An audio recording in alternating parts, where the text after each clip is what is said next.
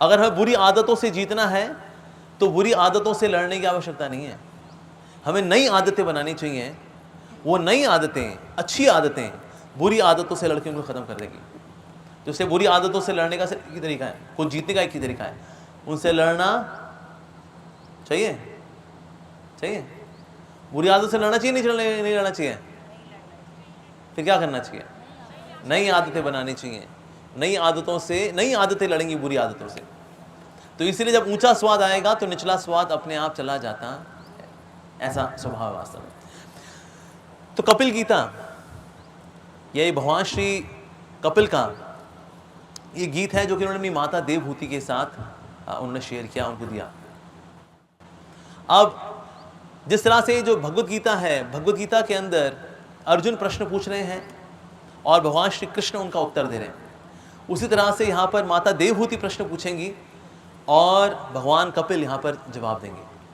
वास्तव में सारे शास्त्र हैं क्या? प्रश्न उत्तर ही हैं, सवाल जवाब सवाल जवाब।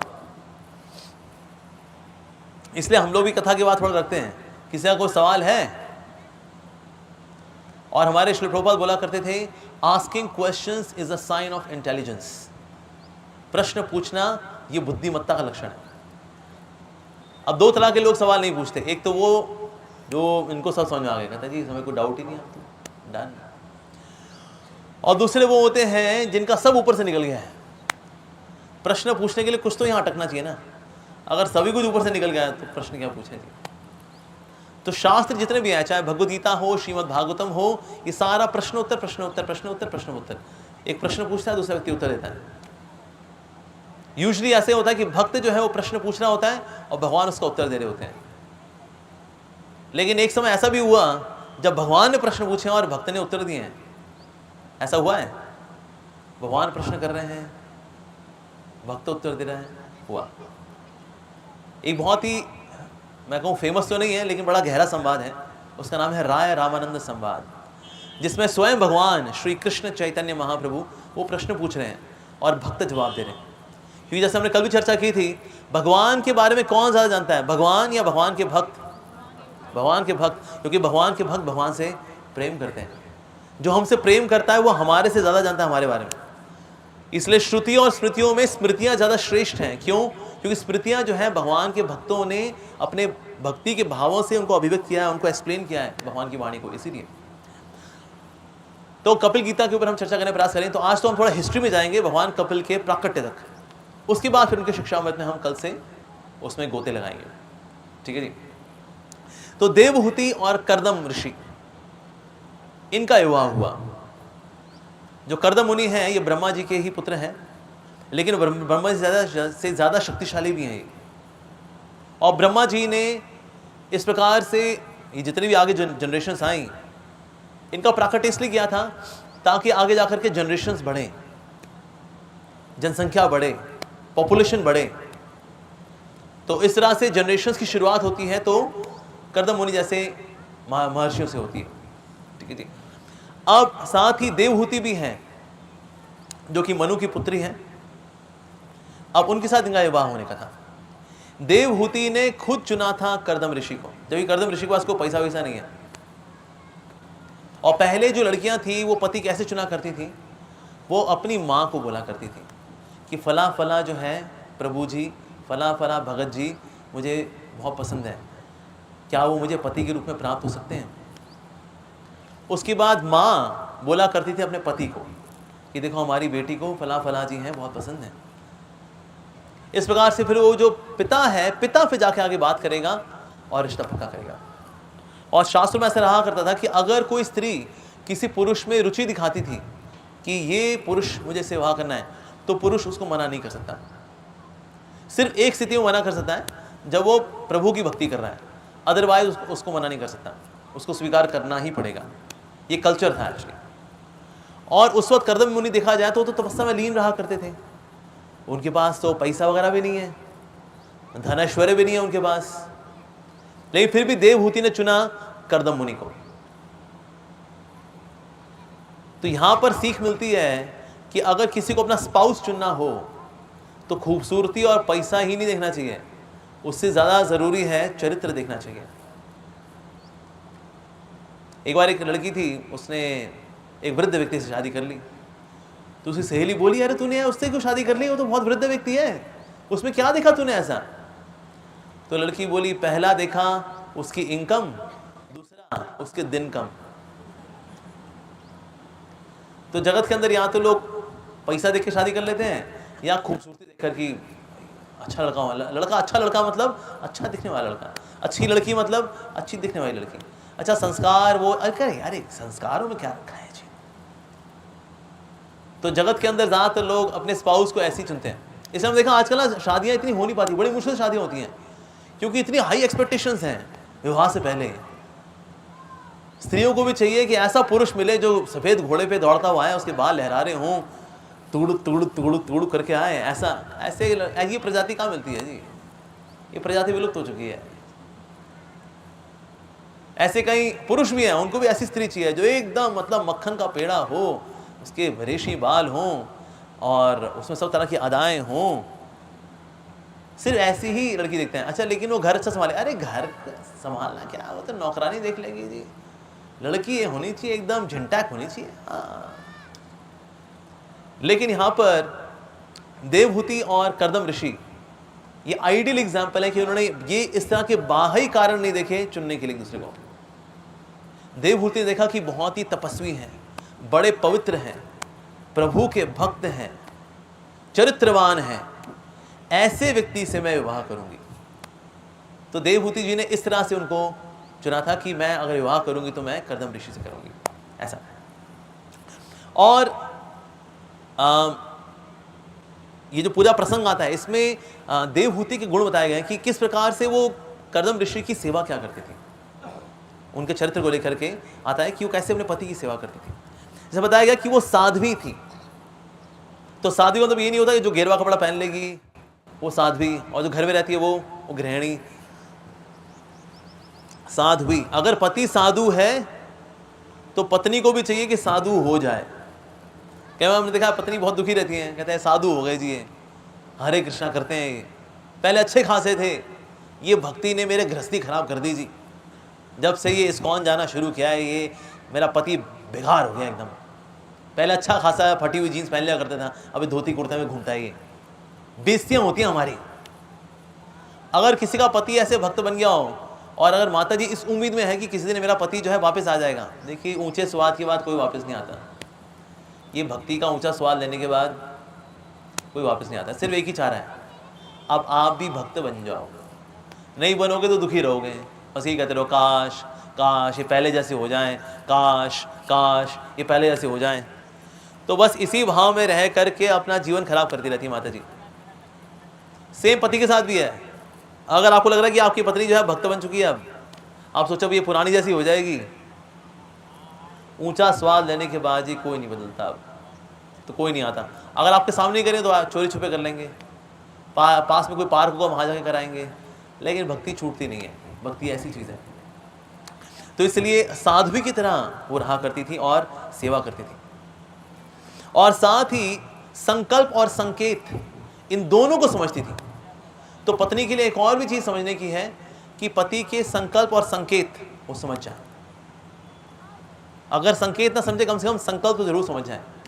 पहले पति को बोलना नहीं पड़ता था कि ना मेरे को एक गिलास पानी चाहिए, वैसे कर दिया करता था। तो पत्नी समझ आती थी ओके पति के लिए पानी लेकर के आना है। ओके, साथ ही तो इसको तो इससे बताया गया उनके लिए जो शब्द आया है भागवतम के अंदर वो है इंगित कोविदा, यानी कि इंगित, सिर्फ इशारे से वो समझ आया करती थी मेरे पति को क्या चाहिए। और ये ऐसा नहीं है सारी क्वालिटी सिर्फ पत्नी में ही चाहिए, अच्छा पति को कुछ नहीं करना चाहिए, बस सारी क्वालिटी मतलब पत्नी को ही विकसित करनी है, ये कुछ ना करें, नहीं ऐसा नहीं है। जो क्वालिटीज यहाँ पत्नी के लिए हैं ये पति के लिए भी हैं। तो इसीलिए जब दोनों में आपस में इस प्रकार से पारस्परिक सहयोग की भावना रहती है तो फिर गृहस्थ जीवन अच्छा चलता है, नहीं तो गृहस्थ जीवन जो है बहुत दिक्कत वाला हो जाता है। तो यहाँ पर कर्दम मुनि जो है वो तपस्या करते हैं और उनकी तपस्या में वो डिस्टर्ब नहीं करती। जो तपस्या कर रहे हैं जो तपस्या कर रहे हैं, अजी सुनते हो, उठो ना उठो ना, आंखें खोलो, हाँ बोलो, आलू ले आओ, आलू के पराठे बनाने ना, जो भी व्यवस्था करेंगी वो खुद व्यवस्था करेंगी, लेकिन अपने पति को तपस्या में वो डिस्टर्ब बिल्कुल नहीं किया करती थी, ऐसा। और साथ ही बताया जा रहा है कि जिस प्रकार से भव की सेवा करती है भवानी, उसी प्रकार से देवहूति सेवा किया करती थी कर्दम ऋषि की। अच्छा, ऐसा एग्जाम्पल क्यों दिया गया कि जैसे भव की सेवा करती है भवानी, जैसे लक्ष्मी सेवा करती है नारायण की, ये उपमा क्यों नहीं दी गई? तो उसके लिए भी श्री विश्वनाथ चक्रवर्ती ठाकुर बता रहे हैं, ये उपमा इसलिए दी गई है ये बताने के लिए कि लक्ष्मी जो है नारायण की सेवा करी, नारायण जो है बड़े वैभवशाली हैं, ऐश्वर्यशाली हैं, सारी सुख सुविधाएं हैं, और ऐसी सुख सुविधाओं में रहते हुए सेवा करना वो लक्ष्मी कर लेती हैं। लेकिन भवानी जिस तरह से भव की सेवा करती हैं, पार्वती मैया जिस तरह से शिव जी की सेवा करती हैं, वहाँ पर संसाधन वगैरह नहीं है, फैसिलिटी वगैरह नहीं है। सो बिना फैसिलिटी के भी पार्वती मैया अपने पति की सेवा करती हैं। उसी प्रकार से पत्नी को भी जैसी परिस्थिति हो उसको स्वीकार करते हुए पति की सेवा करनी चाहिए, बजाय क्रिपिंग करती रहे हमेशा, आपने दिया ही क्या है, आपने दिया ही क्या है, आपने दिया ही क्या है, उनको देखो, उनको देखो, आपने दिया ही क्या है, आपने दिया ही क्या है। तो पति जब पूरा प्रयास कर रहा हो तो उसके बाद फिर उसको ताने मारना मतलब उसके पुरुष अहंकार को छेड़ना। और जितना कोई पत्नी अपने पति के पुरुष अहंकार को छेड़ेगी, उतना अपने गृहस्थी को और डेंजर में डालेगी। तो प्रैक्टिकल टिप, नेवर एवर छेड़ो फाई पुरुष अहंकार ऑफ हस्बैंड। और पुरुष अहंकार कैसे छिड़ता है? पब्लिक में अपने पति को करेक्ट करना, नहीं जी नहीं, ये गलत बता रहे हैं, आपको कुछ याद नहीं रहता है, पागल हो चुके आप। असल में हुआ क्या था, ये हुआ था असल में, क्या बोलते रहते हो आप बिना? इससे पुरुष अहंकार हर्ट होता है। ऐसे देखिए, पुरुष अहंकार तो वैसे स्त्री में भी है, पुरुष में भी है, लेकिन पुरुषों में थोड़ा ज्यादा होता है। इसलिए कथाओं में आप देखो, कथाओं में माताएं ज्यादा आती हैं, किसी भी कथा में कभी होगा ना, माताओं की परसेंटेज ज्यादा होती है, क्योंकि माताओं में अहंकार कम होता है, होता तो उनमें भी है लेकिन कम होता है। पुरुष होते हैं दे आर मोर जजमेंटल, कहते पता नहीं है स्वामी जी कौन आए, ये धंधा है और कुछ नहीं है, कथा वथा क्या होती है, वही कहानियां लिखी यहाँ वहाँ की कुछ ही पढ़ देते हैं, संसार को उल्लू बना रहे हैं और क्या नहीं। तो इसलिए पुरुष लोग कथाओं में कम आते हैं, स्त्रियां ज़्यादा आती हैं, लेकिन पुरुष अहंकार तो दोनों में होता है। तो इसलिए पति पत्नी के बीच में चाहिए कभी भी एक दूसरे के पुरुष अहंकार को ना छेड़ें। पुरुष अहंकार को छेड़ देंगे तो अंदर जो बैठा हुआ है ना व्यक्ति, जो कि इतना पॉजिटिव नहीं है, सकारात्मक नहीं है, वो जग जाएगा, वो जग जाएगा तो बहुत दिक्कत हो जाएगी क्या। और साथ ही उन्होंने कभी भी अपनी कामनाओं को प्रस्तुत नहीं किया अपने पति के आगे कि मुझे ये चाहिए, मुझे वो चाहिए। तो इसलिए निस्वार्थ भाव से सेवा की अपने पति की। और साथ ही उन्होंने अपने पति को हमेशा पवित्र देखा। नो डाउट पति को पवित्र होना भी चाहिए, ऐसा नहीं कि पति जो है दारू पीने वाला है, पीटने वाला है, फिर भी उसको पवित्र देखे। कहते कोई बात नहीं जी, अंगूरों के जूस हैं, थोड़ा सड़ा के पी लेते हैं, ज़्यादा क्या कहें। पति को भी चाहिए वो धार्मिक बने, पवित्र बने, लेकिन साथ ही पत्नी को भी चाहिए कि पति को हमेशा उसकी प्योरिटी के स्टैंडर्ड से देखें कि हाँ मेरे पति जो है वो पवित्र है। साथ ही एक दूसरे में विश्वास होना। कर्दम मुनि और देवहूति के बीच में एक बहुत ही गहरा विश्वास था एक दूसरे को लेकर के। वो जानते थे अगर मैं तपस्या कर रहा हूं तो ये भी कहीं ना कहीं मेरी तपस्या में सहयोग देने के लिए तपस्या कर रही है, ऐसा भाव है मेरी पत्नी का। और ये भी इनसे कोई आकांक्षा नहीं किया करती थी, कोई इच्छा नहीं किया करती थी। और दूसरे का हित करने की भावना, पति और पत्नी में एक दूसरे की हित करने की भावना होनी चाहिए, हिट करने की भावना नहीं होनी चाहिए, हित करने की भावना, एक दूसरे का हित सोचना चाहिए। कभी कभी ने देखा है पति पत्नी के बीच में पुराने इंसिडेंसेस को लेकर के, पुरानी घटनाओं दुर्घटनाओं को लेकर के आक्रोश रहता है मन के अंदर, और पति पत्नी एक दूसरे को क्षमा नहीं कर पाते। और वही चीज़ बढ़ते बढ़ते बढ़ते बढ़ते लावा जो है बढ़ते बढ़ते, एक दिन लावा जब बहुत सारे इकट्ठा होता है फिर क्या होता है, फटता है वो ज्वालामुखी की तरह। तो इसीलिए अपने हृदय के अंदर आक्रोश रखना अतीत को लेकर के वो अच्छा नहीं है। तो इसीलिए एक दूसरे को क्षमा करना और एक दूसरे के हित के लिए कार्य करना ये बहुत जरूरी है। देवहूति जो है कर्दम मुनि की इस प्रकार से सेवा करती थी कि अपने सौंदर्य का उनको ध्यान ही रहा करता था। और वैसे पत्नी जो होती है, पत्नी को सजना संवरना तभी चाहिए जब पति हो। पहले कल्चर यही रहा करता था, जब पति घर में होगा तो पत्नी श्रृंगार करती है। अगर पति कहीं टूर पे गया हुआ है तो पत्नी बहुत ही सादगी के साथ रहती है, और ये भारतीय संस्कृति है एक्चुअली। मैं एक फैमिली में गया था, बिजनेसमैन फैमिली है, तो उनमें पतिदेव कभी कभी बीच में 15 दिन के लिए टूर पे जाते हैं और उन 15 दिनों में वो सारे शौक पूरे कर दिए। मैं तो वो आदमी गया हुआ है, अब मैं अपने सारे शौक पूरे करूंगी। वो ब्यूटी पार्लर के चक्कर काट काट के घर पे बुला लेती है, मसाजें ये वो फले ढिमके सब करती है। जब पति गया हुआ है तो जब आया होता है घर पे होता है तो सूजी सूजी रहती है, कहते हैं क्या करें यार, 15 दिन तो इस आदमी ने यहीं पे रहना है। लेकिन कल्चर क्या है? कल्चर है कि अगर पति घर पे हो तो श्रृंगार करके रहना चाहिए, और जब पति दूर रहा हो तो फिर बड़ी सादगी के साथ उसको रहना चाहिए। तो ये उसकी चेस्टिटी है, ये उसकी पवित्रता है। जिस तरह से पुरुषों में ब्रह्मचर्य पुरुष को बड़ा शक्तिशाली बनाता है, उस तरह से स्त्रियों में पतिव्रता होना ये उसको शक्तिशाली बनाता है। Chastity is the power of woman, brahmacharya is the power for the man. तो इसलिए गृहस्थ आश्रम के अंदर भी ये है कि जो पुरुष हैं वो जहां तक हो सके ब्रह्मचर्य का पालन करें, और स्त्रियां जो है चेस्टिटी का पालन करें, यानी पवित्रता का पालन करें। ठीक है। साथ ही एक और जो गुण था देवहूति मैया के अंदर, वो ये था कि हमेशा अपने पति में गौरव देखना, यानी इस बात के लिए गर्वित होना कि मुझको इतने अच्छे पति मिले, ऐसा गर्वित होना। ऐसा हो सकता है, देखो किसी का पति थोड़ा 19-20 हो, क्वाइट पॉसिबल, लेकिन पत्नी का स्वभाव ये होना चाहिए कि अपने पति में वो गौरव देखे कि मेरा सौभाग्य मुझे पति रूप में प्राप्त हुआ। नहीं, कलयुग में क्या है, क्योंकि कलयुग के लक्षण ऐसा ही है कि पति पत्नी हमेशा असंतुष्टि रहेंगे, तो इसीलिए गौरव नहीं देख पाते, ना पति पत्नी में, ना पत्नी पति में। जैसे एक समय मैंने एक मैसेज पढ़ा था, उसमें लिखा था कि मोबाइल फोन में और पत्नी में क्या चीज समान है, तो उसका जवाब ये था कि दोनों का लाइफ में आने के बाद व्यक्ति सोचता है थोड़ी प्रतीक्षा और कर लेता तो बेटर मॉडल मिल जाता, इसलिए मजाक है। तो लेकिन जब व्यक्ति गौरव नहीं लेता अपने स्पाउस के अंदर, अपनी पत्नी के अंदर, या पत्नी अपने पति के अंदर, तो ऐसी परिस्थिति में भी वैवाहिक जीवन इतना सुखमय नहीं होता। तो ये जो हम देख रहे हैं, ये जो दोनों का जो आदान प्रदान है, इससे बहुत कुछ सीखने का है। भागवतम की विशेषता है कि ये है कि ना, ये सिर्फ आपको शुद्ध भक्ति नहीं सिखा रही, शुद्ध भक्ति के साथ साथ आपको दिनचर्या की जो व्यवहारिकता है वो भी सिखा रही है। इतने बढ़िया कैरेक्टर्स हैं ये। ओ तो देवहूति जो है वो बहुत ही गौरव लेती हैं, और जिसका हम बहुत सम्मान करते हैं और गौरव मानते हैं कि मेरा सौभाग्य कि ऐसा व्यक्ति मेरे जीवन में आया, हम उसका नाम नहीं लेते। अभी मॉडर्न कल्चर हो गया है कि पत्नियां जो है पति का नाम ले लेती हैं, कहते हैं हाँ मेरा पति ना राहुल या गदा।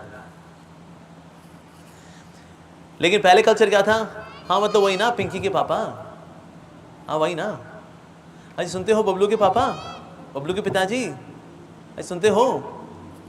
ये कल्चर है। इस आप देखिए, इवन भगवत गीता भी, भगवत गीता भगवान श्री कृष्ण को कभी नहीं बोलती श्री कृष्ण उवाच, क्या बोलती है? श्री भगवान उवाच। क्यों? अरे क्यों, कौन भगवान कौन है, नाम लो ना उनका। तो भगवत गीता बोलती नहीं नहीं, हमारे स्वामी है ना, स्वामी का नाम थोड़ी लेंगे, स्वामी को तो हम सम्मान से पुकारेंगे। श्री भगवान उवाच, तो कौन है भगवान? बाकी सब कुछ बोल रही हो तुम, अर्जुन उवाच, धृतराष्ट्र उवाच, संजय उवाच, तो कृष्ण को ही बोल दो, श्री कृष्ण उवाच, ऐसा बोल दो ना, उनका नाम कैसे लें? ये सम्मान की भावना है। तो on the name of modernity अब ये कल्चर चला गया, तो नाम पुकार लेती हैं। तो लेकिन वैसे आइडियली सम्मान का भाव ऐसा होना चाहिए कि नाम नहीं पुकारना चाहिए, आप करके पुकारना चाहिए। कभी कभी हम देखा फैमिलियरिटी बहुत जब बढ़ जाती है तो तुम करके शुरू होता है, बाद में तू करके शुरू हो जाता है। तो जब तू होती है तो आगे क्या आता है? फिर मैं भी होती है। तो तू और मैं जब मिल जाते हैं तो उसको क्या बोलते हैं? फिर उसको फिर तू मैं बोलते हैं जी। तो इसलिए वैवाहिक जीवन में एक दूसरे को आप करके बोलना चाहिए। देखिए, गृहस्थ जीवन का आधार सम्मान है एक दूसरे के लिए। अगर पति पत्नी में एक दूसरे के लिए सम्मान ही नहीं रहा तो गृहस्थ जीवन का आधार चला गया। तो दोनों एक दूसरे को बस टॉन्ट मार रहे होते हैं। नहीं, ऐसा बिल्कुल नहीं होना चाहिए। साथ ही ऐसा मैंने बताया कि पब्लिक में कभी चेस्टाइज या करेक्ट नहीं करना चाहिए अपने पति को या अपनी पत्नी को, कभी नहीं करना चाहिए। और क्योंकि पत्नी पूरी तरह से सहयोग दे रही है पति की भक्ति करने में, पति को भक्ति करने में, ऐसे में पति की आधी तपस्या का फल पत्नी को ट्रांसफर होता है। यानी कि अगर वो 16 माला हरे कृष्ण महामंत्र का जप करता है तो 8 माला का फल तो माता जी को वैसे ही ट्रांसफर हो जाएगा, क्योंकि वो पति के लिए प्रसाद कौन बनाता है? माता जी बनाती हैं। कपड़े कौन धोता है? माता जी धोती हैं। टिफिन कौन तैयार करके देता है? माता जी तैयार करके देती हैं। आप क्या करते हैं? हम हरे कृष्णा करते हैं। तो काका जी आपका आधा हरे कृष्ण का फल तो माता जी को ट्रांसफर। तो इसलिए माताओं का होने का लाभ है, दे गेट 50% बेनिफिट। वाह, वेरी गुड। अच्छा, पति की फिर 8 माला रह जाती है। मैंने 16 की थी, 8 तो मेरी पत्नी को लग गई, तो मेरे पास फिर 8 ही बची। नहीं, मेरे पास 16 ही बचती हैं। भगवान का नाम विस्तार कर सकता है अपना। ऐसा नहीं है कि 1 किलो चावल है, आधा किलो वहाँ ट्रांसफर हो गया, फिर आधा किलो ही बचा। भगवान के नाम के साथ ऐसा नहीं है। तो पति के पास भी 16 माला जप का ही फल रहेगा, लेकिन साथ ही 8 माला का फल जाएगा पत्नी के पास भी। तो इसलिए पत्नी की हमने देखा स्पिरिचुअल एडवांसमेंट ज़्यादा फास्ट हो जाती है, क्योंकि दोनों 16 माला कर रहे हैं हरे कृष्ण महामंत्र का। हरे कृष्ण महामंत्र इसने 16 की, उसने भी 16 की, पत्नी ने। पत्नी को 16 + 8 और मिली, तो 16 और 8 कितनी हो गई? 24।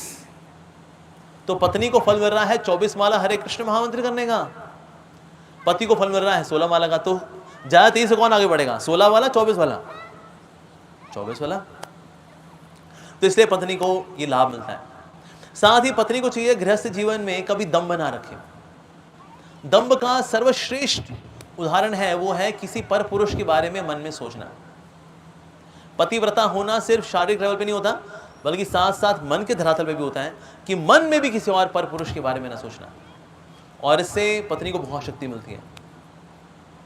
जिस तरह से वो एक पति के प्रति अगर एक निष्ठ रहती हैं, तो ये क्वालिटी उसको हेल्प करेगी भगवान कृष्ण के नजदीक जाने में, क्योंकि उसने एक निष्ठ होकर के सेवा की है। तो इसीलिए एक निष्ठा की प्रैक्टिस कर करके एक निष्ठ किसके प्रति हो जाएगी? वो भगवान श्री कृष्ण के प्रति हो जाएगी वो। तो इसीलिए दम्भ, एक तो दम्भ है झूठ बोल देना, इन्हें नहीं मैंने टिफिन तैयार कर दिया था, वो तो ऐसा ऐसा हो गया था, वैसा वैसा हो गया था। एक तो ये दम्भ है, झूठ बोल देना। लेकिन सर्वश्रेष्ठ दम्भ ये है कि पर पुरुष के बारे में सोचना। तो माता देवहूति हालांकि बहुत ही जीर्णहीन हो रखी है, उनकी ब्यूटी चली गई है। हालांकि जब आई थी, कहाँ से आई है? ये तो भाई मनु से आ रही है, तो इसलिए इनका नाम मानवी भी है, क्योंकि मनु से आ रही है। तो बहुत ही अच्छे घराने से आ रही है, राजकुमारी हैं। और यहाँ पर तो कोई फैसिलिटी है ही नहीं, यहाँ तो पतिदेव तपस्या करते रहते हैं। तो ऐसे में जो है कोई सोचे अब ये तो तपस्या ही कर रहे हैं, हम कहीं घूम फिर के आ जाएं किसी के साथ ना। दूर दूर तक मन में भी प्रश्न ऐसा नहीं आया। तो दंभ बिल्कुल नहीं आना चाहिए पत्नी के मन में, पति के मन में, कि पर पुरुष या पर स्त्री के बारे में सोचना। जस्ट बिकॉज मेरा पति या मेरी पत्नी जो है थोड़ी सी 19-20 है, फला फला हैं, वो बड़ी अच्छी हैं या बड़े अच्छे हैं, ऐसा कभी नहीं सोचना चाहिए।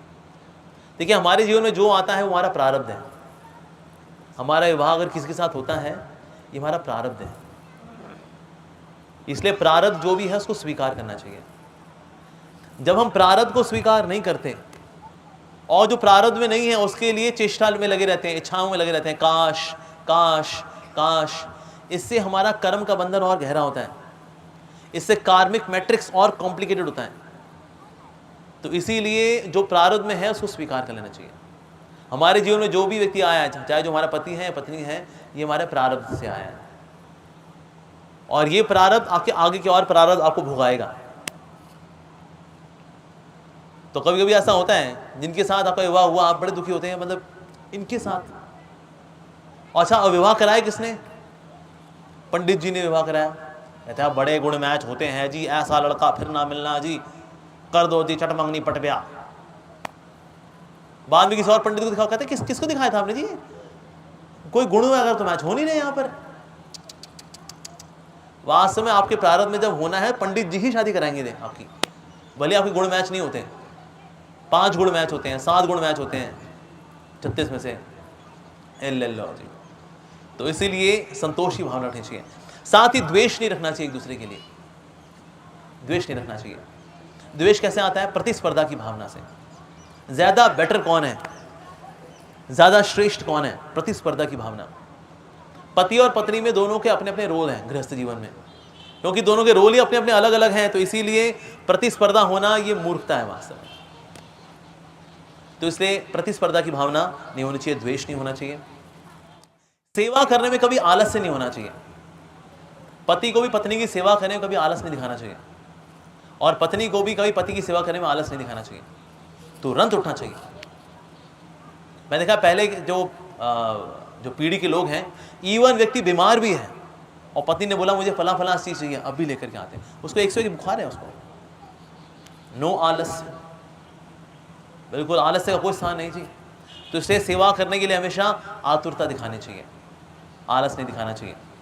मैं देखता हूँ आजकल कई लड़कियां हैं, वो घर में पहले से ही खाना बना के रख लेती हैं, उसको फ्रिज में रखती हैं, जैसे पति आएगा माइक्रोवेव में गर्म किया, खा ले, डफ ले, जो बच गया वो फ्रिज में फिर से अंदर, वो फ्रिज से बाहर, फिर से माइक्रोवेव में गर्म, फिर से अंदर, ऐसे करके 2-3 बार करके जब बेकार हो रहा होता है फिर उसको फेंक भी देते हैं उसको। बट आइडियली हमें तुरंत सेवा में लगना चाहिए, गर्मा गर्म हमें देना चाहिए, जो भी अगर चाहिए खाद्य पदार्थ जो देना है वो सबसे ज़्यादा ताज़ी अवस्था में देना चाहिए, ऐसा करना चाहिए। साथ ही पत्नी को चाहिए कि पत्नी बहुत ही मृदुभाषी रहे, मृदुभाषी होना बहुत ज़रूरी है। पति अगर बहुत थका हारा अगर आया, सेवा करके आया, नौकरी करके आया, बिजनेस करके आया, उसका पत्नी जो है बस दरवाज़ा खोल ले अंदर चली जाए, वो वैसे बेचारा बुझा बुझा है, वो और बुझा बुझा हो जाता है। तो इसलिए पत्नी का एक कर्तव्य ये भी है कि मृदुभाषी हो। और दिन कैसा बीता, थक गए आज काफ़ी, कुछ लोगे, दूध बना लाऊं, छाछ लोगे। सो मृदुभाषी होकर के बातचीत करनी चाहिए। अच्छा, पति को अलाउड है चीखना चिल्लाना? नहीं, पति को तो डबल चीखना चिल्लाना अलाउड नहीं है। पत्नी फिर भी कभी बीच में एक आध बार अगर बोल जाए हल्का सा तो समझ में आता है, लेकिन पति को 100% कभी भी कटु भाषा में नहीं बोलना चाहिए। ऐसा क्यों? ऐसा क्यों कि पति को अपनी पत्नी से कभी कटु भाषा में नहीं बोलना चाहिए। पत्नी को भी वैसे पूरी कोशिश करनी चाहिए, पर एक आध बार मान लो वो छिड़क के बोल भी दे कुछ, लेकिन पति को तो 100% बिल्कुल कटु भाषा का प्रयोग नहीं करना चाहिए। क्यों? क्योंकि जो पत्नी होती है अपने पिता को छोड़ करके आई है पराए घर में, राइट? बाबुल की दुआएं लेती जा, जा तुझको सुखी संसार मिले। तो इस प्रकार से जब स्त्री अपने पिताजी का घर छोड़ करके आई है, यानी पिता की शरण छोड़ करके आई है, अब वो जिस शरण में आई है, शरणागत से लड़ नहीं सकता जी। शरणागत फिर भी शिकायत कर सकता है शरण से, यानी पत्नी फिर भी कभी शिकायत कर सकती है, लेकिन पति जो है पत्नी से शिकायत नहीं कर सकता। करेगा तो आराम से कि देखो भगवान थोड़ा जल्दी पैक कर दिया करो, लंच हमारा लेट हो जाते हैं, हम गालियां खाते हैं अपने बॉस से, थोड़ा टाइम से कर दिया करो। तो प्यार से समझा सकता है, लॉजिकली समझा सकता है, बिठा करके शिक्षा दे सकता है, लेकिन कटु भाषा बोलना ना। भगवान कृष्ण बता रहे उद्धव को कि तीर भी हृदय को इतना दुख नहीं देता जितना कि एक अशिष्ट व्यक्ति, एक असभ्य व्यक्ति के मुख से निकले कटु वचन। अगर तीर भी यहाँ लग जाता है, तीर को आपने निकाल दिया और यहाँ थोड़ा आपने मलहम लगा दिया, कुछ समय बाद ये जो जख्म है ये ठीक हो जाएगा। लेकिन किसी कटु शब्द हमें एक हफ्ते क्या सालों साल याद रहते हैं। कभी कभी कहते ये 2010 की बात है, जनवरी का महीना था, हम लोग मैकडॉनल्ड्स साथ गए थे। उस वक्त आपने मैक आलू टिक्की खाते हुए सबके सामने क्या बोला था? ओ पति हैरान, भाई 2010 में जनवरी का महीना, मैकडॉनल्ड्स में मैक आलू टिक्की खाते हुए, कटु शब्द। अब देखो पति पत्नी में भी होता है, अगर कभी झगड़ा भी होता है ना, पत्नियां जीतती हैं, पति ज्यादातर हारते हैं। क्यों? क्योंकि माताएं जो होती हैं they fight with data, Prabhu they fight without data. इनको डेटा इनका हो ही नहीं, आपको डेटा वेटा है नहीं इनके। तो माताओं के पास सारे डेटा होता है, उनके पास भूलती नहीं है वो। कहता हमें याद है 2015 की बात, 2013 की बात, 2010 की बात, 2005 की भावना थी कर्दम मुनि के अंदर, क्योंकि उन्होंने देखा देवभूति ने जिस प्रकार से सेवा की है, निस्वार्थ भाव से सेवा की है, तो इसलिए उनके हृदय में ऐसा भाव था कि मैं अपनी पत्नी की कोई सेवा कर सकूं और पत्नी को हर प्रकार की सुविधा दे सकूं, ऐसी उनकी इच्छा थी। अब यहां पर हम देखते हैं कि ना कर्दम मुनि जो है, कर्दम मुनि से उन्होंने कभी भोग की इच्छा नहीं रखी, हमेशा सेवा की इच्छा रखी। तो अच्छे वैवाहिक जीवन में एक और चीज़ जो आती है वो ये है कि अगर हम भोगों को रिश्तों से ज़्यादा महत्व देते हैं तो रिश्ते टिकते नहीं हैं। भोगों को रिश्तों से अधिक महत्व नहीं देना चाहिए। वैसे एक चीज़ होती है उसको बोलते हैं फिजिकल इंटीमेसी, एक होती है इमोशनल इंटीमेसी और एक होती है स्पिरिचुअल इंटीमेसी। तो फिजिकल इंटीमेसी यानी कि शारीरिक आदान प्रदान, स्नेह होना, ये ज़रूरी है, नो डाउट, लेकिन यही सब कुछ हो ये ठीक नहीं है। इससे ज़्यादा है भावनात्मक इंटीमेसी, यानी कि आदान प्रदान, भावनात्मक आदान प्रदान होना चाहिए। अच्छा, भावनात्मक आदान प्रदान कैसे होता है पति पत्नी के बीच में? पति पत्नी के बीच में भावनात्मक आदान प्रदान होता है जब दोनों एक दूसरे के साथ समय बिताते हैं। मान लीजिए अगर वॉक करने के लिए गए तो पति पत्नी साथ वॉक करने के लिए गए, या किचन में अगर कार्य किया तो साथ, भगवान के लिए भोग बनाया तो साथ में भोग बनाया। और इसके अलावा फिर जो होती है, एक तो होगी फिजिकल इंटीमेसी, एक है इमोशनल इंटीमेसी, और तीसरा है आध्यात्मिक इंटीमेसी। आध्यात्मिक इंटीमेसी में क्या होता है? साथ भगवत गीता पढ़ना, साथ भगवान का नाम का जप करना, साथ ही भगवान के मंदिर जाना, साथ में करना, भक्ति के सारे कार्य साथ में करना। ये है आध्यात्मिक इंटीमेसी, आध्यात्मिक आदान प्रदान, आध्यात्मिक स्नेह, ये भी होना चाहिए। तो तीनों ही होने चाहिए, तीनों ही होने चाहिए। लेकिन ज्यादातर जगत के अंदर हम देखते हैं फिजिकल इंटीमेसी यानी शारीरिक आदान प्रदान ही सब कुछ बन के रहता है और वही रिश्ते का आधार होता है। तो ऐसे में रिश्ते टिकते नहीं है। तो यहां पर आध्यात्मिक इंटीमेसी इतनी ज्यादा है, अरे, कि यहां पर सोच रहे कर्दम मुनि कि मैं किस प्रकार से सेवा करूं। तो पहला कार्य जो उन्होंने किया देवहूति को देख करके, वो है देवहूति को देख करके मुस्कुराए। एक पतिव्रता स्त्री के लिए ना बहुत बड़ी बात होती है कि पति मुस्कुरा करके उनको देख ले, उनसे बात कर ले, उसको बहुत मानती है। वो इतनी सेवा करती है, इतनी मेहनत करती है, सिर्फ 2 शब्द प्रशंसा के मिल जाते हैं, वो खुश हो जाती है, क्योंकि माताएं सरल होती हैं। That's it। एक समय पति था, उसने पत्नी को बोला, तुम करती क्या हो? क्या करती क्या हो तुम? सारी मेहनत तो मैं ही करता हूं, तुम क्या करती हो? तो एक दिन पति जो है अपने ऑफिस से घर वापस आया, घर में देखा सारा घर उजड़ा पड़ा हुआ है, बर्तन झूठे पड़े हुए हैं, कपड़े यहाँ वहाँ बिखरे हुए हैं। उसने पत्नी को आके बोला, क्या है ये घर का क्या हाल बना रखा है? पति ने कहा, तुम कल बोल रहे थे ना मैं करती क्या हूँ, मैं करती क्या हूँ। मैंने सोचा फिर मैं कुछ नहीं करती, फिर चलो। तो पति को अपनी गलती का रियलाइजेशन हो गया जी। तो इसलिए मुस्कुरा देना, हाथ से सहला देना, धन्यवाद तुम्हारा बड़ा सपोर्ट है मेरे को, ऐसे हाथ से कभी सहला देना, पत्नी इतने में बहुत शांत हो जाती है। पर कई लोग तो ये भी नहीं करते, प्रशंसा करते ही नहीं है, बाकी सबकी प्रशंसा कर देंगे लेकिन अपनी पत्नी की प्रशंसा नहीं करते। जबकि पत्नी जो है बहुत त्याग करती है, सेवा करती है, तो कभी कभी उसको फॉर ग्रांटेड ले लेते हैं। तो जब हम ग्रांटेड ले लेंगे उन चीज़ों को जो कि वास्तव में हमारे जीवन में बड़ी शुभ है, मंगलमय है, आशीर्वाद की वजह से हैं, ऐसे में होता क्या है, फिर धीरे धीरे करके वो चीज़ें चली जाती हैं। Casual attitude leads to casualty, यानी कि अगर लापरवाही का भाव रखेंगे तो कहते हैं सावधानी हटी दुर्घटना घटी। तो ये रिश्तों में भी होता है, अगर रिश्तों में भी हम सावधानी को नहीं रखेंगे तो दुर्घटना घट जाएगी। यस, तो इसलिए ये करना चाहिए। साथ ही जब कर्दम मुनि उन पे मुस्कुराए, उनको देख करके, उनकी तपस्या को देख करके, उनके पवित्र भाव को देख करके जो मुस्कुराए और उनको सहलाए, उनकी प्रशंसा की, उसके बाद सबसे सुंदर आभूषण है स्त्री का, वो है लज्जा। लज्जा से स्त्री की खूबसूरती जो है 10 गुना हो जाती है। अभी भारतीय अभी जो मॉडर्न संस्कृति हो गई है उसमें लज्जा कहते हैं दैट्स नॉट इम्पॉर्टेंट, ये टैटूज और ये ज्वेलरी, इससे सुंदरता आती है। किसी आभूषण से इतनी सुंदरता नहीं आती स्त्री के अंदर जिससे लज्जा से आती है। सबसे अधिक खूबसूरत आभूषण है स्त्री के लिए लज्जा। इसलिए आप देखिए, चाहे को कितनी यंग स्त्री हो, सुंदर दिखने वाली हो, लेकिन अगर उसमें लज्जा नहीं है।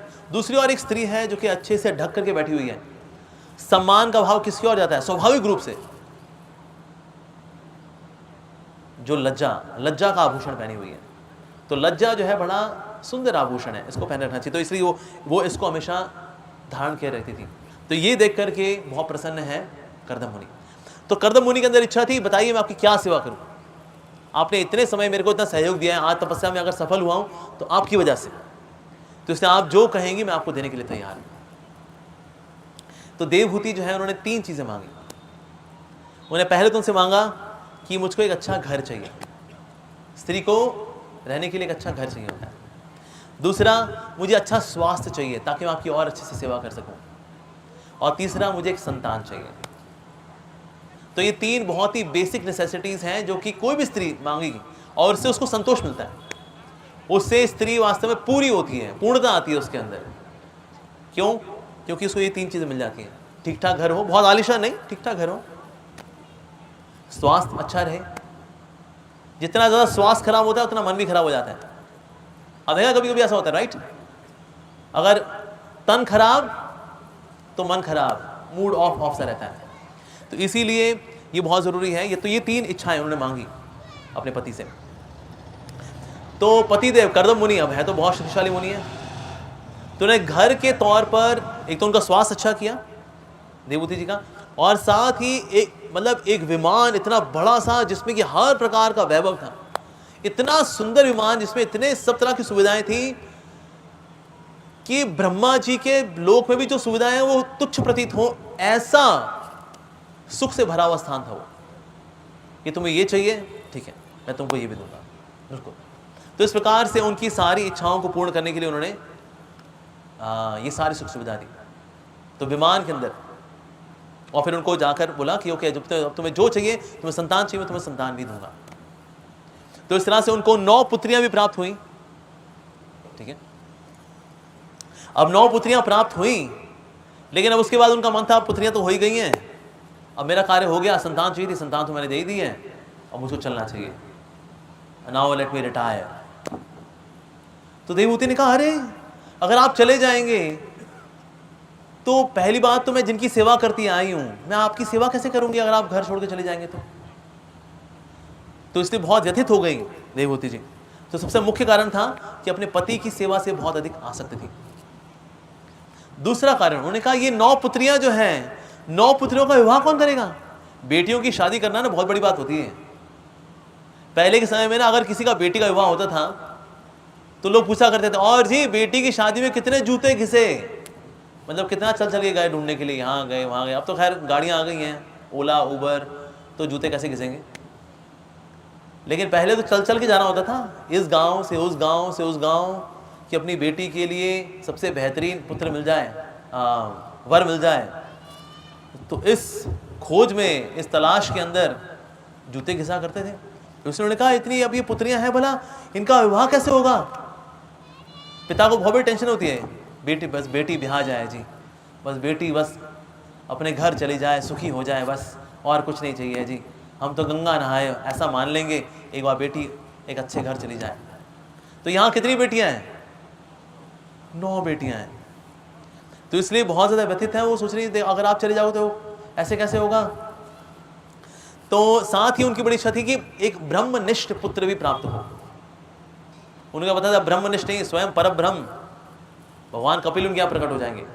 तो उनसे यही मांगा, सर इसलिए मांगा, अगर पति नहीं होता, पति की अनुपस्थिति में पति का रिप्रेजेंटेटिव होता है पुत्र। तो अगर पति ना भी रहे, पति अगर नहीं भी रहता, तो ऐसी अवस्था में जो पत्नी है वो विधवा नहीं मानी जाती। क्यों? क्योंकि पुत्र अभी भी है, आज भी घर संभालने के लिए, माँ को संभालने के लिए बेटा है। तो इसीलिए उनकी इच्छा थी कि अगर एक पुत्र भी अगर प्राप्त हो तो ये बड़ी कृपा होगी।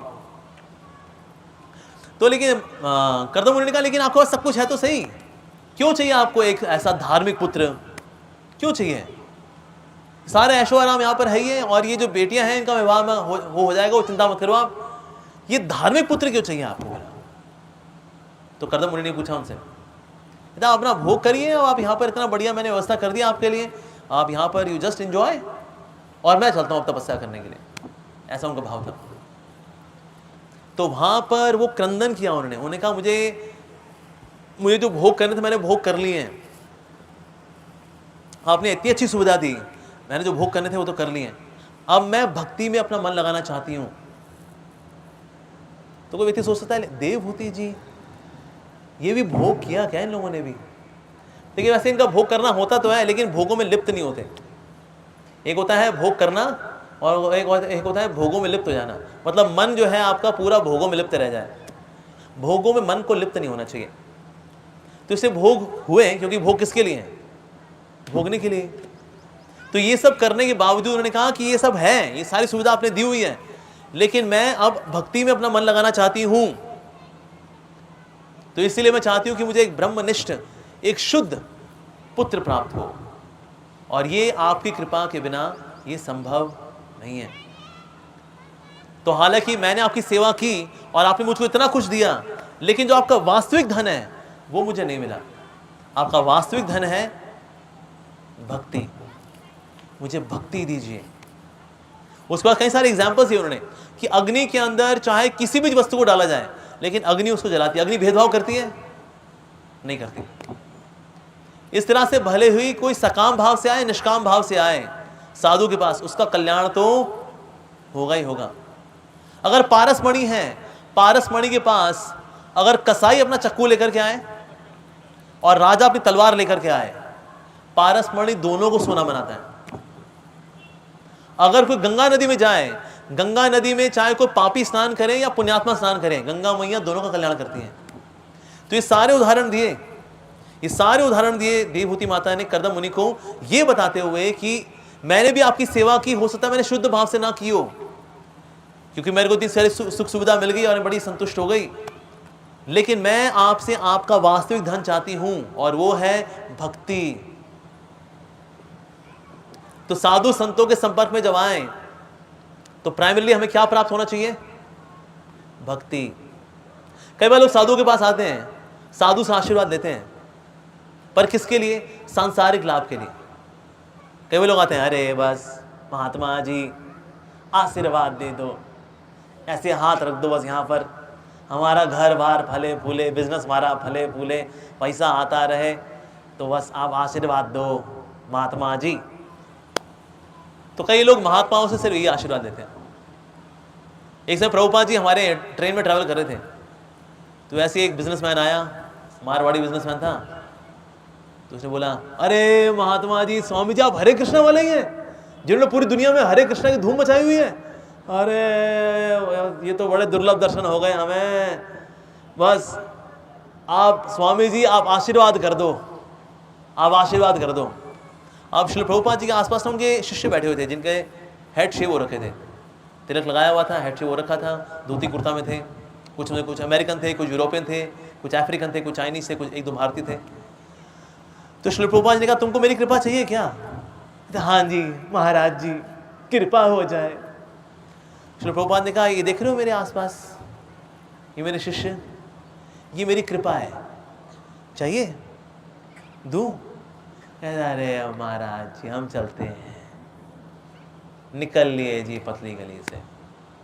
ऐसे एक और बार हमारे श्री प्रभुपाद जी ट्रेन में सफर कर रहे थे, तो ऐसे एक और व्यक्ति आया, उसने बोला, महाराज जी आशीर्वाद दो, आशीर्वाद दो। बस बोला, हाथ ना हाथ लो, आप हाथ ऐसे सर पे रख दो, बस आप हाथ बस सर पे रख दो आप। हमारे श्री प्रभुपाद जी ने कहा, साधु की असली कृपा उसके मुख से निकलती है और कानों से धारण की जाती है। असली कृपा वहां होती है, बस कोई चीज होती है, बस ये हाथ हो, हाथ बजाए सर पे छू जाए और 1 टेराबाइट डाउनलोड हो जाए कृपा।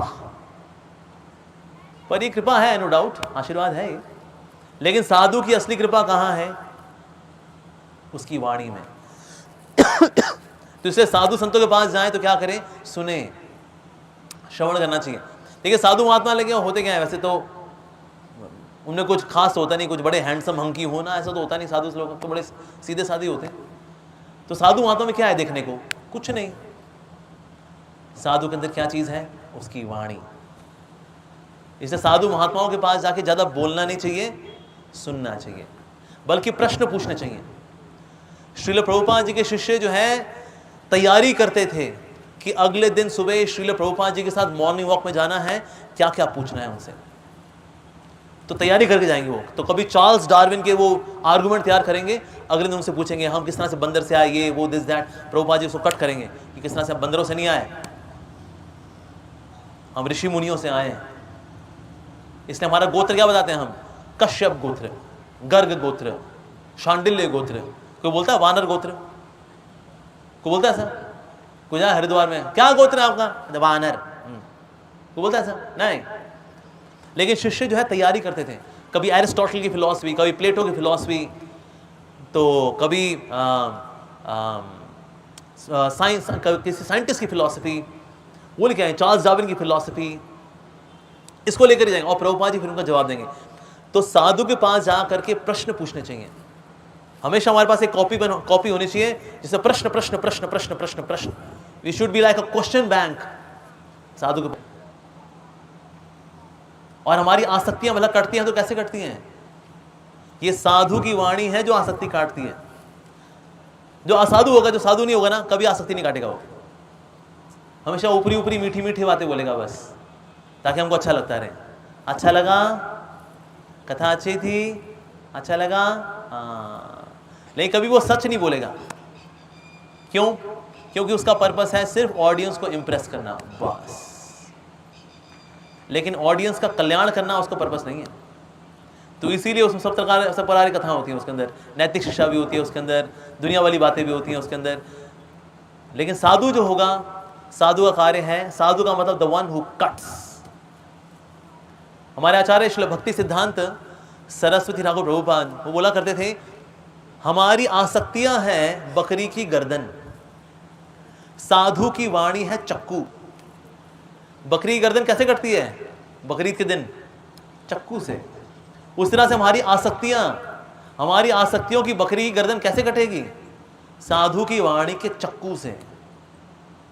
थोड़ा सा कष्ट होता है जब साधु थोड़ी आसक्ति काटता है ना, स्ट्रेट फॉरवर्ड होकर बोल देता है कुछ ना कुछ, तो थोड़ा सा लगता है ओ, कष्ट हुआ, हाँ जी कष्ट हुआ, लेकिन बाद में अच्छा लगता है। अच्छा, साधु की वाणी ने वो फोड़ा था ना, फोड़े पे चीरा लगा दिया।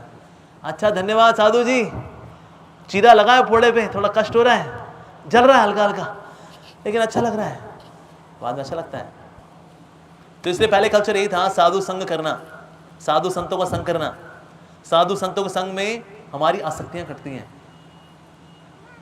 अच्छा, आपसे मैं एक सवाल पूछूं, क्या चींटी चांद को छू सकती है? हाँ या ना? छू सकती है? हाँ बताइए माता जी, क्या छू सकती है? ओके, साधु का संग करके भगवान के पास जाएगी तो चांद छू लेगी वो। ओके, अच्छा अगर चींटी शिव जी के सर पे बैठी हो तो चांद को छू लेगी ना? आधा चंद्र कहां पर है? चंद्र कहां पर है? कौन है चंद्रमौली? हाँ जी, तो चींटी वैसे चांद को नहीं छू सकती, लेकिन अगर शिव जी के सर पे बैठी हो तो चांद को छू सकती है। शिव जी कौन है? परमहंस वैष्णव ठाकुर। ऐसे साधु महात्मा कहां होते हैं जी? शिव जी जैसे, जो भगवान के अवतार भी हो लेकिन साधु भी हो साथ साथ में। वाह, तो इसे चींटी भी चंद्रमा को छू सकती है अगर शिव जी का संग करे तो। जैसे अगर कीड़ा हो, क्या कीड़ा भगवान के गले में आ सकता है? हाँ आ सकता है। अगर वो कमल के अंदर बंद हो गया हो और उस कमल को किसी ने सिल करके माला बना दी हो और वो माला प्रभु को चढ़ा दी हो, तो कीड़ा भी भगवान को चढ़ गया। ठीक है जी। उसके बाद फिर क्या हुआ? माला उतारी गई क्योंकि फूल मुरझा गए थे। उसके बाद फिर इस माला को लेकर गंगा में डाल दिया गया। अब ये कीड़े का जीवन सिद्ध होगा नहीं होगा? होगा। साधु का संग जाने में अनजाने में हम कैसे भी करें, हमारा कल्याण होगा ही होगा। साधु मतलब असली साधु, ये डेरा झूठा साधु वाला नहीं, असली साधु, सच्चे साधु अगर हम संग करेंगे, ये इनके इन प्रकार हमारा भला होगा ही होगा, फॉर श्योर। जैसे एकादशी महात्म्य में कथा आती है कि एक डाकू था जो बड़ा पापी था और सब सोचा करते थे मतलब कब ये सुधरेगा। उसका सुधार पता कब शुरू हुआ? उसको सुधार शुरू हुआ एक समय वो नदी में नहाने के लिए गया, तो एक साधु महात्मा जी, वो भी अभी नहा के निकले ही थे, तो उनके कपड़े भीगे हुए थे। भीगे हुए कपड़े थे तो चट्टान में नीचे फिसल के जा रहे थे, जो पानी जो था वो नीचे की ओर जा रहा था और वो पानी उस डाकू को छू गया।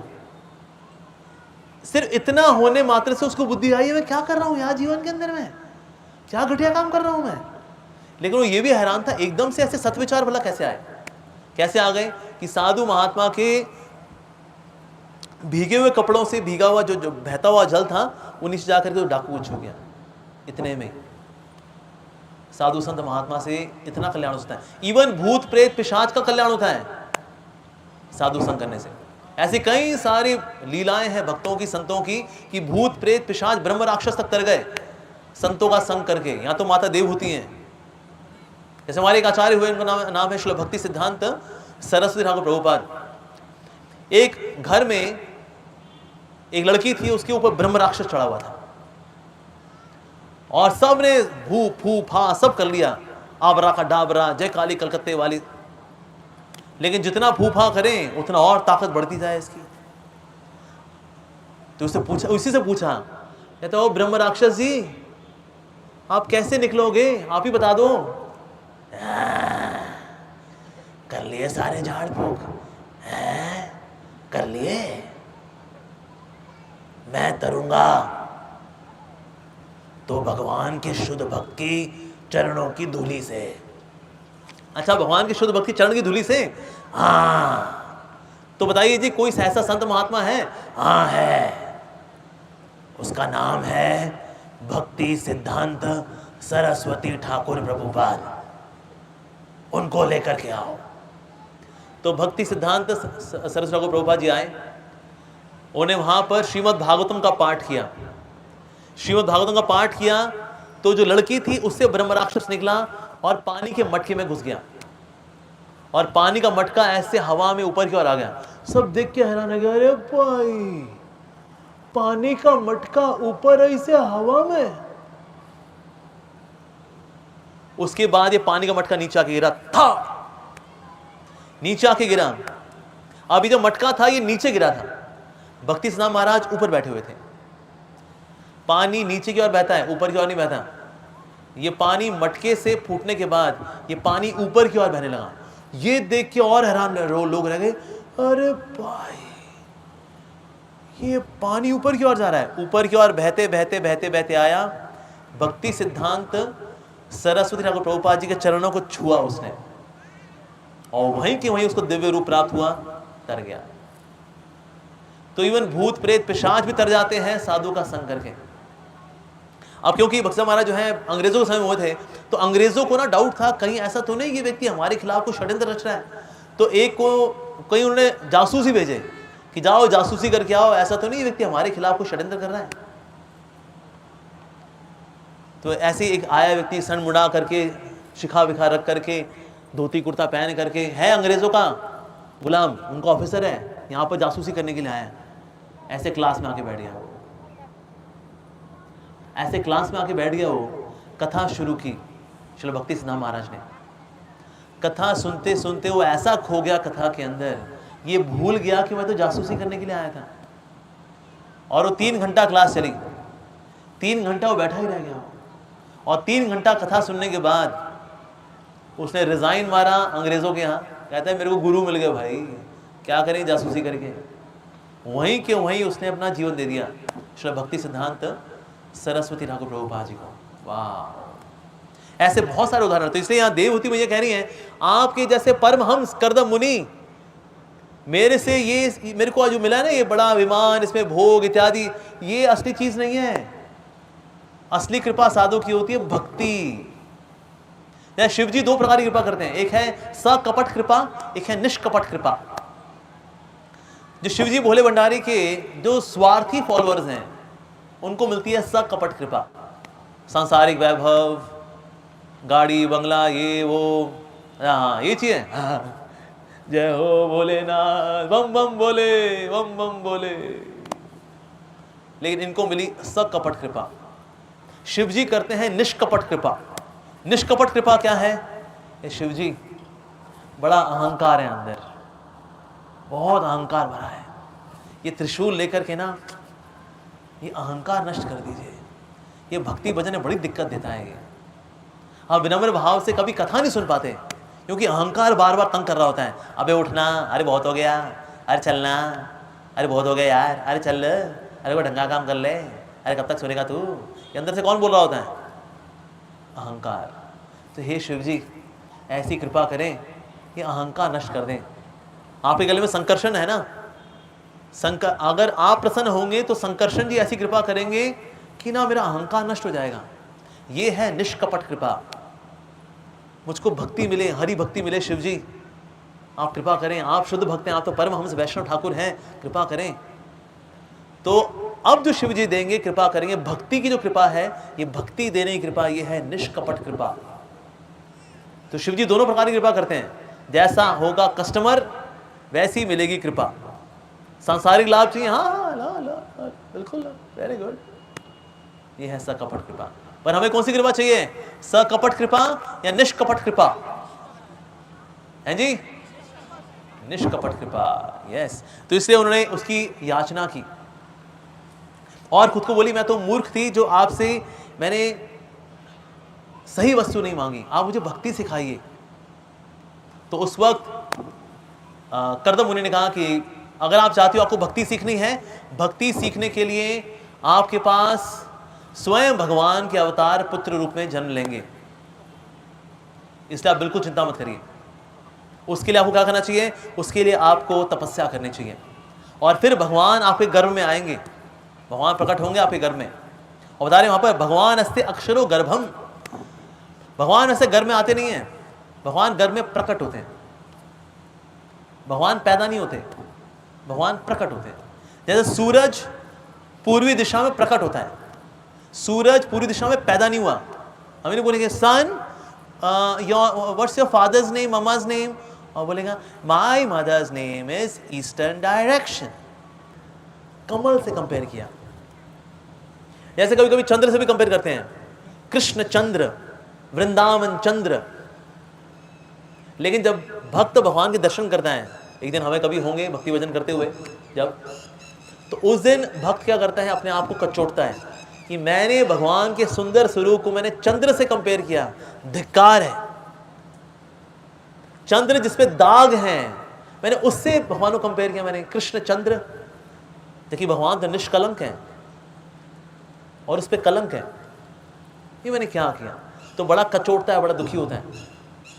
लेकिन फिलहाल तो हमारे पास इससे बेहतर और कोई चीज़ है नहीं कंपेयर करने के लिए, तो इसलिए भगवान के जो नयन हैं उनको हम बोलते हैं कमल नयन, हस्त कमल, चरण कमल, इस प्रकार से। तो इस प्रकार से उन्होंने उनके बारे में बताया गया। साथ ही उनको बताया गया कैटभ बार्धन, ये कैटभ नाम का जो राक्षस था, उसने क्या किया था, ब्रह्मा जी का ज्ञान उसको हैक कर लिया था, उसको चुरा लिया था। तो जो ज्ञान को हरे उसका नाम है कैटभ, और जो कैटभ को मारे वो है भगवान कपिल या भगवान विष्णु, भगवान विष्णु का रूप है ये। तो कैटभ का काम था ज्ञान को हर लेना, नॉलेज हैकिंग करना। लेकिन इनका कार्य क्या है, इनका कार्य है ज्ञान देना, यानी कि ये हरने वाले नहीं है ज्ञान, ये ज्ञान देने वाले हैं। अच्छा क्या ज्ञान देने वाले हैं, ये ज्ञान देने वाले हैं सांख्य योग। सांख्य योग क्या है बेसिकली, सांख्य क्या होता है, कोई बताएगा सांख्य क्या होता है? भगवान गीता में बता रहे हैं सांख्य योग, कौन बताएगा? देखो माइक दे जरा इनको, माता जी को। हाँ जी बताइए माता जी, क्या होता है सांख्य योग? ओके, आत्मा और शरीर के विस्तृत ज्ञान को सांख्य योग बोलते हैं, सही जवाब। लेकिन और सही कैसे होगा ये? आत्मा और शरीर के भेद, और आत्मा और शरीर एवं प्रकृति, इनके सोर्स भगवान, इनकी टोटल चर्चा को बोला जाता है सांख्य योग। तो पता होना चाहिए ना, क्या हम हैं क्या नहीं, क्या पदार्थ है क्या आत्मा है, क्या चेतन है क्या जड़ है, और इन दोनों का सोर्स क्या है, ये दोनों पता होने चाहिए। जब ये सारा पता होता है तो हमें पता होता है कि अपना हृदय मुझे लगाना कहाँ है, कहाँ पर इन्वेस्ट करना है, कहाँ पर इन्वेस्ट नहीं करना है। जैसे पानी मुझे कहाँ देना चाहिए पेड़ पौधे में, जड़ में, लेकिन जड़ में डालने के लिए मुझे जानना होगा कि जड़ कहाँ है। पहले ये तो बताओ, ये टहनियाँ हैं, ये पत्ते हैं, ये फल हैं, ये फूल हैं, जड़ें यहाँ हैं।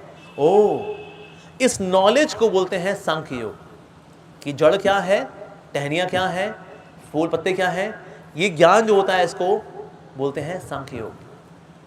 आज आपको पता लग गया कि जड़ कहाँ है, उसके बाद हमें पानी लिया और पानी डाला जड़ में, इसको बोलते हैं भक्ति योग। इसलिए सांख्य योग और भक्ति योग एक दूसरे के पूरक हैं। ये जो सांख्य योग है, जो भगवान कपिल का सांख्य योग है, ये भक्ति की सदृश है, भक्ति के समान माना जाता है। रीजन बीइंग, इससे पता लगता है मुझे इन्वेस्ट करना कहाँ है।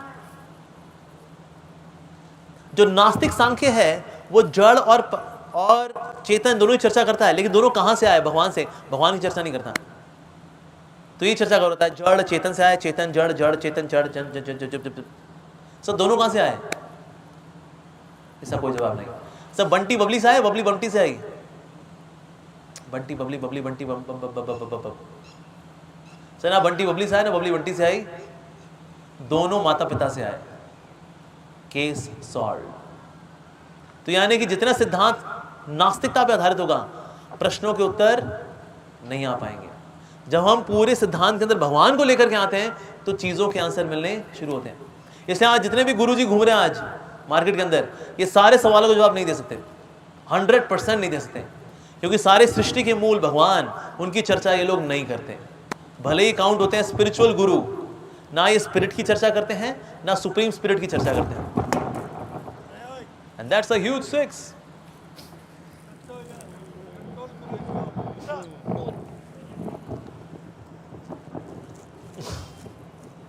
बच्चे मन के सच्चे, थोड़े से हैं कच्चे। तो इसीलिए अगर सिद्धांत को समझना है तो सिद्धांत को समझने के लिए हमें जड़ और चेतन और दोनों का सोर्स यानी भगवान, दोनों के बारे में जानना पड़ेगा, तब जाकर ये सिद्धांत क्लियर होगा। तो इसीलिए ये क्लियर होता है जब हम भगवान की चर्चा करते हैं। तो इस प्रकार से उनको बताया कि आपके घर में प्राकट्य होगा तो भगवान कपिल का होगा। भगवान कपिल का प्राकट्य जब हुआ है तो उसके बाद देवहूति मैया के जीवन में बहुत आनंद आ गया। तो भगवान जब जीवन में आएंगे, पहला कार्य होगा कि आपके जीवन में क्या आएगा? आनंद। जब जीवन में भगवान श्री कृष्ण आते हैं, पहली चीज क्या होगी? हमारे जीवन में क्या होगा? आनंद आएगा। यानी भक्त कभी मुरझाया हुआ, उदास नहीं होता। एक समय गोपियां जब गईं यशोदा मैया के पास, कहते हैं अरे यशोदा, अरे तेरा बेटा आकर के मक्खन खाता है, हमारे घर में चोरी करता है, संभाल के रख अपने लाला को। तो एक गोपी ने कहा अरे इसके गहनों से इतना प्रकाश निकलता है कि हम अंधेरे में भी जब रखती ना माखन को, तो अंधेरे में भी माखन को देख लेता है। तो तीसरी गोपी बोली ना ना ना ना ना ना, ये गहनों के प्रकाश से नहीं देखता ये माखन को, इसके शरीर से इतना प्रकाश निकलता है, इसको ब्रह्म ज्योति बोलते हैं। इसके शरीर से इतना प्रकाश निकलता है कि जहां तेरा बेटा है वहां अंधकार हो ही नहीं सकता, जहां कृष्ण है वहां अंधकार हो ही नहीं सकता। As simple as that. तो यानी जहां कृष्ण है वहां दुख हो ही नहीं सकता। इसलिए अगर हम बोले ये एक दुखी भक्त है, देन इट्स एन ऑक्सीमोरॉन। अंग्रेजी में बोलते हैं ऑक्सीमोरॉन, मतलब सेल्फ कॉन्ट्रडिक्टरी स्टेटमेंट, आपसी विरोधात्मक जो बात होती है उसको बोलते हैं ऑक्सीमोरॉन। ये एक दुखी भक्त है, जो दुखी है हो रहा है, अभी भक्त बना नहीं है, और जो भक्त बन जाता है वो दुखी होता नहीं है। दुनिया की कोई ताकत भक्त को दुखी नहीं कर सकती। जो उदास है, दुखी है, यानी अभी भक्त नहीं बना वो। क्योंकि भक्त के जीवन में कौन होते हैं? उसके हृदय में कौन है? कृष्ण है। कृष्ण कौन है? आनंद का सागर है। जिसके जीवन में आनंद का सागर हो, उसके दिल में है, उसके हृदय में है, वो दुखी होगा? कभी नहीं, हो ही नहीं सकता। तो भक्त कभी दुखी होते नहीं हैं, और जो दुखी आज हो रहे हैं अभी भक्त बने नहीं हैं। देखो होता क्या, डेंटिंग पेंटिंग मार करके भक्त बनना आसान है। जैसे मान लो धोती कोई पहने, धोती कितने की आती है? 300 रुपए की। ये कुर्ता कितने का आता है? 150 रुपए का। ये 40 रुपए की कंठी माला, 10 रुपए का तिलक, 500 रुपए में भगत तैयार। आइए आइए भक्त बनिए, 500 रुपए 500 रुपए 500 रुपए। जी भाई और बहनों, आइए आइए भक्त बनिए, 500 रुपए 500 रुपए। तो डेंटिंग पेंटिंग वाला भक्त है। तो अंदर तो माल वही है पुराना वाला। जैसे माताएं कभी गोपी ड्रेस पहनती हैं, कितने के लिए आपने गोपी ड्रेस माता जी? कहते गोपी ड्रेस प्रभु जी हमने 1200 रुपए की वृंदावन से ली थी। अच्छा आइए आइए गोपी बनिए, गोपी बनिए, 1200 रुपए 1200 रुपए 1200 रुपए गोपी बन जाएंगे हम लोग। रियली? अंदर तो वही है, अंदर हिसार बाहर गोपी, ऐसा कैसे चलेगा जी? तो इसीलिए डेंटिंग पेंटिंग वाला भक्त बनना आसान होता है, लेकिन हृदय से भक्त बनना, इसके लिए जान फूंकनी पड़ती है, इसलिए जान लगानी पड़ती है। लोहे के ऊपर सोने का पानी चढ़ाना आसान है, लेकिन मेटलर्जिकल प्रोसेस के द्वारा उसको सोने में परिवर्तित करना ये मुश्किल बात है। खूब सारी हीटिंग हैमरिंग के बाद जाके कभी सोना बने, कभी लोहा बनेगा सोना। उसमें मेहनत लगती है, उसमें साधना करनी पड़ती है, तपस्या करनी पड़ती है, झोंकना पड़ता है अपने आप को, ऐसा। तो इस प्रकार से भगवान प्राकट्य हुए, उनका प्राकट्य हुआ। साथ ही लिखा है कि जब भगवान का प्राकट्य होगा तो उससे क्या होगा? अविद्या संशय ग्रंथिम छिंदंती। अविद्या और संशय की जो ग्रंथि है वो छिन्न भिन्न हो जाती है भगवान के प्राकट्य होने से। अविद्या, अविद्या का मतलब क्या होता है? जो चीज दुख देने वाली है उसमें सुख की आकांक्षा करना, इसको बोलते हैं अविद्या। जो दूषित है उसको शुद्ध मानना, उसको बोलते हैं अविद्या। जैसे शरीर को लोग बहुत शुद्ध मानते हैं, पर असल में है क्या? मलमूत्र का थैला ही तो है, राइट? लेकिन हम इसको बड़ा सजाते हैं, इसको बहुत कुछ मानते हैं। पर लेकिन ये भी क्या है? अविद्या। शरीर को ही सब कुछ मानना, जो मैं हूं उसके बारे में ज्ञान ना होना, और जो मैं नहीं हूं उसी को मैं मानना। जैसे लोग शरीर को मैं मानते हैं, तो ये भी क्या है? अविद्या, राइट? अच्छा, जो नित्य नहीं है उसको नित्य मानना, ये भी है अविद्या। अच्छा, एक बार माताएं हाथ खड़ा करेंगी? ओके, प्रभु हाथ खड़ा करें। जो जो अपने आप को माताएं मानती हैं हाथ खड़ा करें दोबारा से। फंस गए। हम क्या मानते हैं अपने आप को? स्त्री मानते हैं। ये लोग क्या मानते हैं? पुरुष मानते हैं। पर शरीर है जो स्त्री है और पुरुष है, आत्मा का इससे कोई लेना देना नहीं है। मैंने अभी भी आपको बताया, लेकिन अविद्या इतनी गहरी है कि अगर आपको बताया भी जाए कि अविद्या क्या है, तो भी आपका रिस्पॉन्स किस में निकलेगा? अविद्या में निकलेगा। अविद्या इतनी गहरी है। सो अविद्या का नाश कैसे होता है? अविद्या का नाश भगवान के प्राकट्य से होता है, जैसे भगवान कपिल का प्राकट्य हो रहा है यहाँ पर। सो अविद्या के बाद क्या आता है? अविद्या के बाद अगला स्टेप है अहंकार। With false knowledge comes false identification. तो अहंकार, उसको बोलते हैं अस्मिता। अविद्या के बाद अगला स्टेप है अस्मिता, यानी अहंकार। अहंकार का मतलब ये मैं हूं और इस तरह से मुझे एंजॉय करना है, जैसा मैं हूं इस हिसाब से मुझे एंजॉय करना है। एंजॉय करना अगर मेरे को है तो कुछ चीज़ों से मेरी अटैचमेंट होगी जिससे मेरे को मजा करना है, मेरे को आनंद उठाना, भोग करना है। दैट इज राग, अटैचमेंट्स। और राग के साथ क्या आता है? फिर द्वेष भी आता है। हर वो चीज को किनारे करो जिससे कि मेरा मजा खराब हो, उसको बोलते हैं द्वेष। ये चौथा स्टेप है। अच्छा, मैं मजा करता रहूं और मेरे मजे में कोई आए ना, और ये चलता रहे, लेकिन एक फुल स्टॉप आता ही आता है। वो क्या है? मृत्यु का भय। मर ना जाए बस हम, बस मर ना जाए हम, बस मर ना जाए कहीं। तो ये है पांचवा, इसको बोलते हैं अभिनिवेश। ये है संपूर्ण अज्ञानता। अज्ञानता की शुरुआत कैसे होती है? अविद्या से। सेकंड स्टेप अस्मिता, फिर राग, फिर द्वेष, फिर अभिनिवेश। लेकिन ये सारे के सारे पांचों के पांचों कट जाते हैं किसके प्राकट्य होने पर? भगवान के प्राकट्य होने पर। अच्छा, अविद्या संशय ग्रंथिम निर्बंधन कट जाती है, जो कर्म ग्रंथि निर्बंधनम मतलब कट जाती है वो। तो दूसरा क्या है? एक तो है अविद्या, दूसरा क्या है? संशय। संशय भी हमारे अंदर उत्साह को कम करते हैं। There are 5 kind of doubts. भक्ति में आने के बाद, आध्यात्मिक जीवन में आने के बाद 5 प्रकार के संदेह, 5 प्रकार के संशय, ये हमारे उत्साह को भक्ति में कम करते हैं। ये 5 प्रकार के डाउट्स क्या हैं? पहला जो डाउट है वो है लक्ष्य को लेकर के डाउट, कि भक्ति करें, भक्ति का लक्ष्य क्या है? चलिए मैं आपसे ये सवाल पूछता हूं, बताइए भक्ति करने का लक्ष्य क्या है? अच्छा, आपसे एक, अच्छा, ट्रू और फॉल्स। भक्ति करने का लक्ष्य है भगवान के धाम में जाना, ट्रू या फॉल्स? फॉल्स। धाम नहीं जाना आप लोगों को, यहीं पे रहना है, हिसार में रहना आप लोगों को, वृंदावन में रहना है, ये लक्ष्य है। लक्ष्य है वृंदावन में रहना। यहाँ से गाड़ी करो, कितना यहाँ से 5 घंटे का रास्ता है यहाँ से, राइट है ना? तो वृंदावन पहुँच जाएंगे, वहाँ ओमैक्स अपार्टमेंट है, यूनिटेक वालों ने खोले हुए हैं, एक अपार्टमेंट खरीद लेंगे और लोई बाजार में शॉपिंग करेंगे और टिक्की खाएंगे, लस्सी पियेंगे, बाकी बिहारी लाल की जय करेंगे। दैट्स इट, है ना? ये लक्ष्य ना? तो एक जो कंफ्यूजन होती है, हमें संशय होता है, वो है लक्ष्य को लेकर के। जीवन का लक्ष्य क्या है, भक्ति करने का लक्ष्य क्या है? सारे आध्यात्मिक जीवन का लक्ष्य है भगवान से प्रेम करना, भगवान की प्रेममयी सेवा, ये सारे भक्ति का लक्ष्य है। ये कर्म कांड, ज्ञान कांड, उपासना कांड, ये वो ब्रीदिंग एक्सरसाइज, ये पता है किससे होता है सारा कुछ?